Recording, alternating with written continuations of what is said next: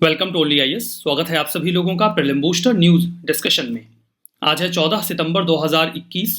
तो आइए देख लेते हैं कि ऐसे कौन सी इंपॉर्टेंट आर्टिकल्स हैं जो आज हम कवर करने वाले हैं। इसके पहले ये जानकारी है आईडीएमपी के बारे में। जैसे कि मैंने आपको पहले भी बताया था कि 13 और 14 सितंबर को आईडीएमपी को फ्रीली एक्सेसिबल बनाया गया था ताकि आप ये देख सकें कि ये काम कैसे कर रहा है और आपके लिए ठीक है कि नहीं। इसी के कंटिन्यूएशन में 15 सितंबर के दिन अगर आप इनरोल करते हैं तो फिर इसमें देखिए आपके मेल पे कोई ये कूपन कोड आया होगा या आ जाएगा, तो आप उसका इस्तेमाल करके कुछ डिस्काउंट अवेल कर सकते हैं। ये 15 सितंबर की मिडनाइट तक अवेलेबल रहेगा, तो आप देख लीजिएगा वो आपके काम का है कि नहीं है। हमारा first article battle of Saragarhi के बारे में है। 12 सितंबर 2021 को मार्क किया गया 124th एनिवर्सरी के रूप में, जहां पर हमने बैटल ऑफ सारागढ़ी को याद किया, जिसने बहुत लंबे समय तक आर्मीज़ को, बुक्स को और फिल्म्स को इंस्पायर किया है। अभी कुछ समय पहले एक मूवी आई थी केसरी, स्टारिंग अक्षय कुमार। ये इसी युद्ध पर, बैटल पर बनाई गई मूवी थी। होपफुली आपने देखी भी होगी। एक बहुत बढ़िया सा प्यारा सा गाना भी था उसमें। देखिए, ये कुछ बहुत ही बेहतरीन ऐसी बैटल्स में से है जिसमें सोल्जर्स ने अपने अंतिम समय तक लड़ाई लड़ी। 1897 में ये बैटल हुई थी ब्रिटिश इंडियन कॉन्टिजेंट के बीच में, जिसमें केवल 21 सिख सोल्जर्स थे। वो 36th सिख बटालियन से बिलोंग करते थे और अपोजिशन में थे 10,000 से 12,000 अफगान ट्राइब्समैन।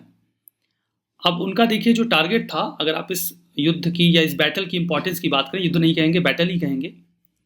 एक्चुअली में बैटल ऑफ सारागढ़ी में ये जो सारागढ़ी का फोर्ट था, ये एक कम्युनिकेशन पॉइंट हुआ करता था, जो गुलिस्तान फोर्ट है उसके और फोर्ट लॉकहार्ट के बीच में।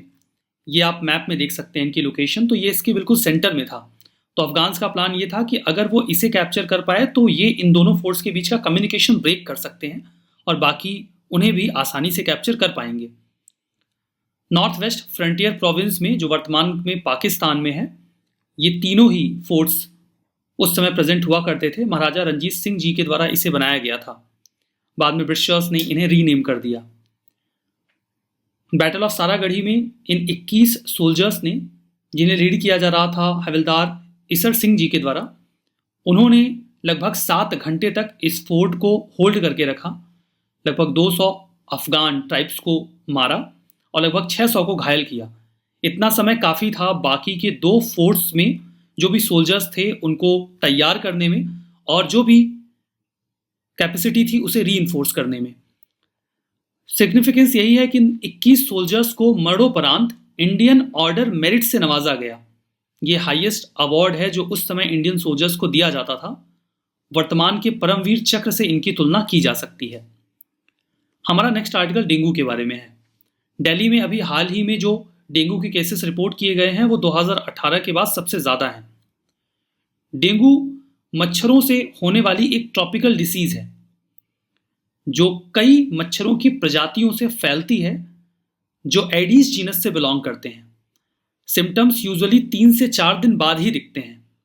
सिम्टम्स में बहुत तेज़ बुखार आता है, सिर दर्द होता है, मसल और जोड़ों में दर्द स्टार्ट हो जाता है और स्किन पे रैशेस आ जाते हैं, जैसे मीजल्स में होते हैं, चेचक में, बिल्कुल वैसे ही। 4 टाइप का वैसे डेंगू होता है, लेकिन इसमें टाइप 2 और टाइप 4 सबसे ज़्यादा लीथल होते हैं और यूजुअली इनमें ही किसी भी व्यक्ति को हॉस्पिटल जाने की ज़रूरत पड़ जाती है। डायग्नोज करने के लिए ब्लड टेस्ट किया जाता है। ट्रीटमेंट में पैरासीटामॉल का इस्तेमाल यूजुअली किया जाता है, बजाय इसके कि हम non steroidal anti inflammatory drugs का इस्तेमाल करें, जिन्हें आप एनसेड्स बोलते हैं। फीवर को कम करने के लिए यूजुअली पैरासीटामॉल ही यूज़ करते हैं। इसे निगलेक्टेड ट्रॉपिकल डिसीज़ की कैटेगरी में रखा जाता है। बहुत ज़्यादा काम इस पर हो नहीं पाया है। यद्यपि चूंकि इसके केसेस बहुत ज़्यादा बढ़ रहे हैं, तो इसके क्योर के लिए नई नई चीज़ें देखने की कोशिश की जा रही हैं जो भी क्योर हो सकता है। यूजुअली इंसेक्टिवोर फिसेस का इस्तेमाल किया जाता है, जिसमें गाम्बूजिया और गुपीज़ के नाम लिए जाते हैं। ये जो लार्वा होता है मच्छरों का, उनको खा जाते हैं, तो इस बीमारी के फैलने का खतरा थोड़ा कम हो जाता है। डेंगू और चिकनगुनिया, ये एडीज इजिप्टी मॉस्किटो के बाइट से फैलते हैं और ये मच्छर साफ पानी में भी ब्रीड कर लेते हैं, इसलिए अक्सर अवेयर करते वक्त बताया जाता है कि कूलर वूलर का पानी साफ करके रखिए। मलेरिया जो है वो एनोफिलीज मॉस्किटो से फैलता है। ये गंदे और साफ दोनों ही पानी में ब्रीड कर लेता है। तो यहाँ पर आपको अंतर पता होना चाहिए, डेंगू चिकनगुनिया कैसे फैल रहा है और मलेरिया कैसे फैल रहा है। हमारा नेक्स्ट आर्टिकल LCA-MK2 के बारे में है। इसे भारत खुद ही डेवलप कर रहा है। तेजस लाइट कॉम्बैट एयरक्राफ्ट आप इसको बोल सकते हैं। अगले साल तक इसके लॉन्च होने की संभावना है और उम्मीद यह है कि 2023 में ये अपनी फर्स्ट फ्लाइट लेगा। Single engine multi role fighter aircraft है, एक ही इंजन होगा इसमें।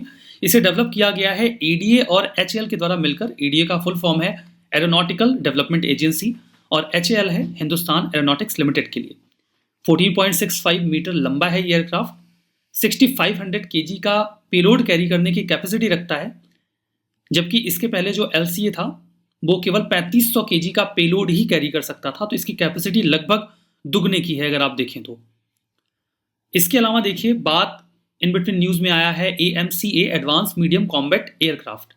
2009 में इसका इनिशियल डिजाइन तैयार किया गया था। एडवांस मीडियम कॉम्बैट एयरक्राफ्ट ये 5th जनरेशन का इंडिजीनियस फाइटर एयरक्राफ्ट है। इसे भी ADA ही डेवलप कर रहा है। 25 टन का ये एयरक्राफ्ट है और इसकी पेलोड कैपेसिटी 1500 kg इंटरनली और 5500 kg एक्सटर्नली है। ये स्टेल्थ और नॉन स्टेल्थ कॉन्फ़िगरेशन दोनों के साथ ही आता है। स्टेल्थ का मतलब ये होता है कि रडार से आसानी से बच के निकल सकता है। नॉन स्टेल्थ, अगर ओपन कॉम्बैट में जाना है तो आपको स्टेल्थ की जरूरत पड़ती नहीं है।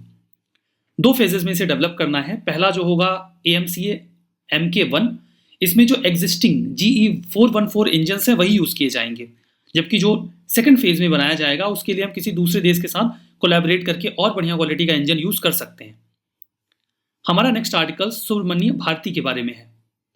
अभी ऑनरेबल वाइस प्रेसिडेंट ने इन्हें श्रद्धांजलि अर्पित की इनकी 100th डेथ सेंटेनरी पर।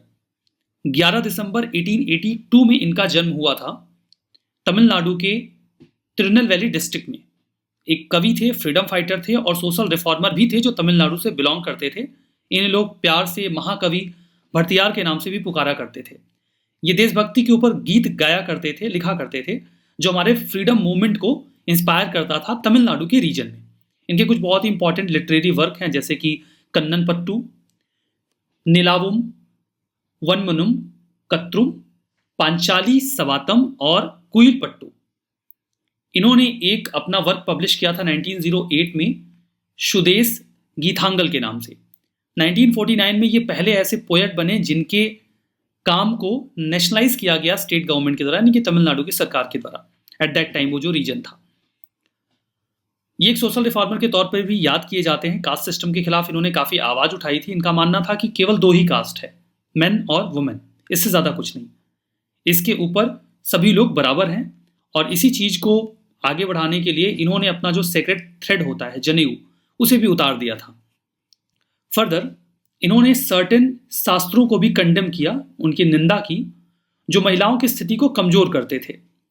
इनका मानना था कि ह्यूमन काइंड में इक्वलिटी होनी चाहिए और वो ऐसे लोगों को भी क्रिटिसाइज करते थे जो गीता या वेदों को एक्सप्लेन करते वक्त अपने प्रिजुडाइज को उसमें घुसा देते हैं और फिर उसे अपने हिसाब से एक्सप्लेन करने लगते हैं। वो उन्हें भी क्रिटिसाइज करते थे।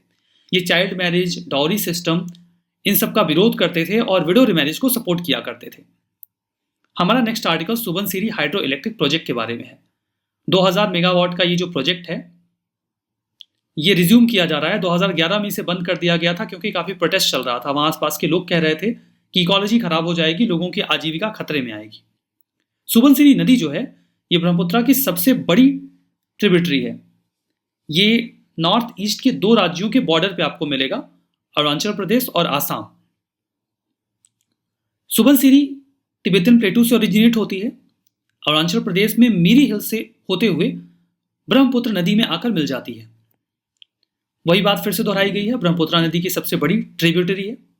यह project national hydro power corporation के द्वारा तैयार किया जा रहा है। 2023 तक कंप्लीट होने की उम्मीद है।